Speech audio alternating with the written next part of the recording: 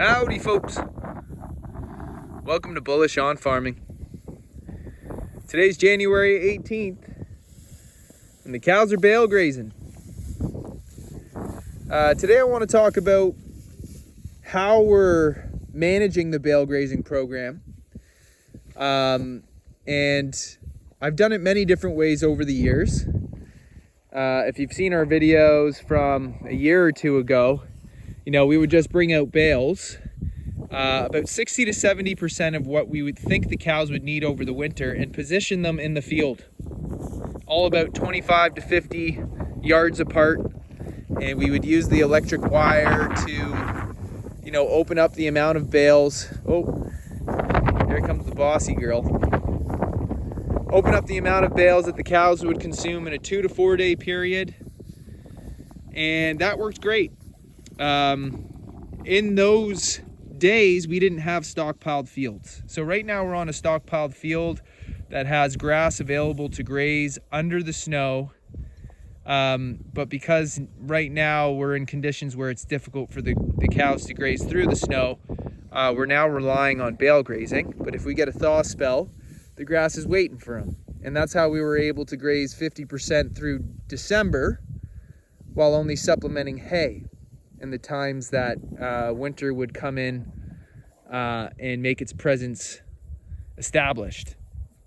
And so in the past, you know, like I say, we used the electric wire and we'd open up to already placed bales. This year, I'm bringing out the amount of bales that the cows will consume in a 5 to 7 day period. And I have them sectioned on this side. They don't have access to the 12 acres over there yet because there's still grass here in this section. And what I'm doing is I'm using the bales and placing them in areas that I want to concentrate the cattle's impact. And so that's the bush that they use for housing.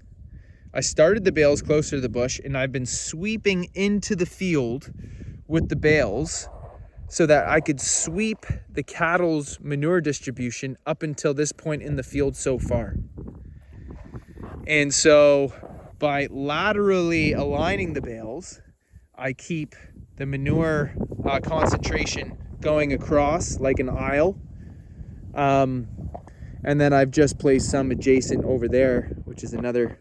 You could do whatever you want, but the cows are going to be traveling between the bales, and those routes are going to be the routes that are littered more concentrated with manure. So you can target areas that you want to fertilize on your field. So by using that fashion, we've been essentially sweeping the cow's manure forward by jumping bales. The next one I'll put will be 25 feet up, and it'll be another line across.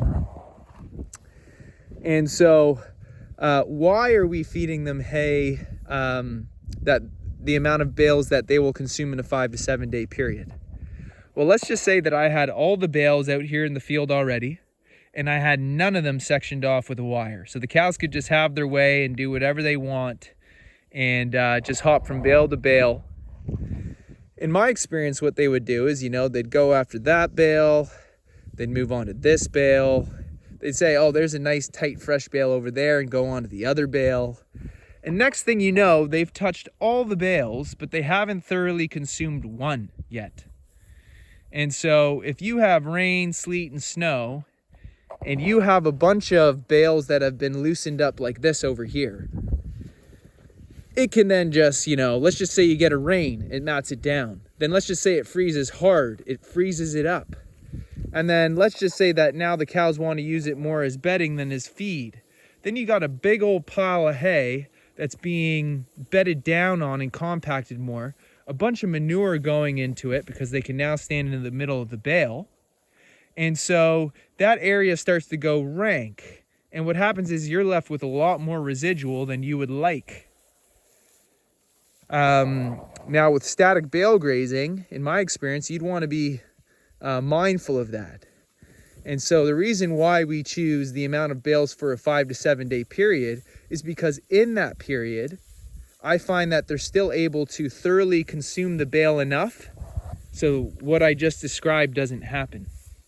So sure, this bale looks loose, but this bale is going to be fully consumed in 18 to 30 hours, let's say.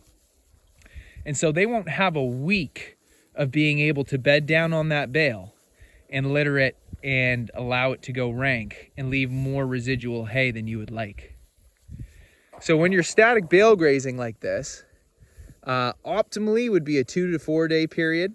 That's how you're going to get optimal consumption of the bale in my experience. But when you're managing your workload and how many times you want to bring out bales, right now a 5 to 7 day period sounds good to me. Because that means I only got to fire up the tractor 4 times a month to bring out bales. Okay? Now, if I had all the bales positioned in this field and moving with the wire, I would front load all that tractor work, of course. And if you don't have a tractor, that's great, because you can borrow your neighbor's tractor for a day, get all the movement of bales done in one day, and then just on your own 2 feet, move wires and feed bales. But because I do have access to a tractor, I don't mind firing it up once a week to bring out the bales that the cows need. And so 5 to 7 day period, because the cows can consume those bales thorough enough. In the last day or two, they're on cleanup duty. So these piles are pretty much eaten down to a point where your eye would say, well, they're done with feed. But from my experience, I know more feed yet. So they need to really clean up the residual of what's left in those areas to the point where, you know, on that last day, you're really just checking their rumens to make sure that they're filling their rumens enough and getting enough feed out of it, because the evidence on the ground might not be too convincing. And if your cows are always used to the next fresh bale coming out, then they're going to bawl at you. And if you can't evaluate their rumen and body condition, you're going to say, I need to bring out more hay. And if you do that, by the end of the year, you might be feeding your cows 10 to 20% more bales than you actually need to be feeding them. And so, you know, it takes a little bit of experience to start to realize how thoroughly your animals can consume hay in a static program like this. And so that's why we're feeding hay the way we are right now. I can control the impact where I want it for the animals. I can get them to consume the bales thorough enough that I'm happy with the amount of residual that's left over. And it allows me to not have to use the tractor more than 4 times a month in bringing out hay for the animals. That's working for us right now. And that's, you know, I wouldn't say it's my favorite way, but I do like it because of everything that's going on in our situation. It works well. So yeah, some people might, you know, not think too much about it, but after you start bale grazing with the animals, you know, if you're used to feeding in a ring feeder, the cows clean it right up because they can't get in there, they can't mat it down, they can't step on it. But when you're static bale grazing like this, it's a little bit different, and you're always going to have a little bit more left over than with the ring feeder. So there's just some finessing and things that, if you know, can save you feeding, like I said before, 10 to 20% more hay than you need. You know, another benefit, which to me isn't that big of a deal, but another benefit is that if your cows are consuming hay in a 5 to 7 day period, and that hay's coming out of the barn and it's stored, that means that you know it's always dry and fresh.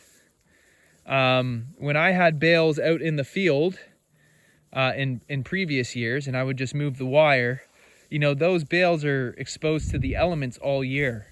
And so naturally, you know, you get to February, March, some of those bales could be soaked. They could be, you know, browned over, not as fresh, and not in that state where when you feed a cow fresh green hay where you're like, wow, that's a solid bale that I'd happily pay for.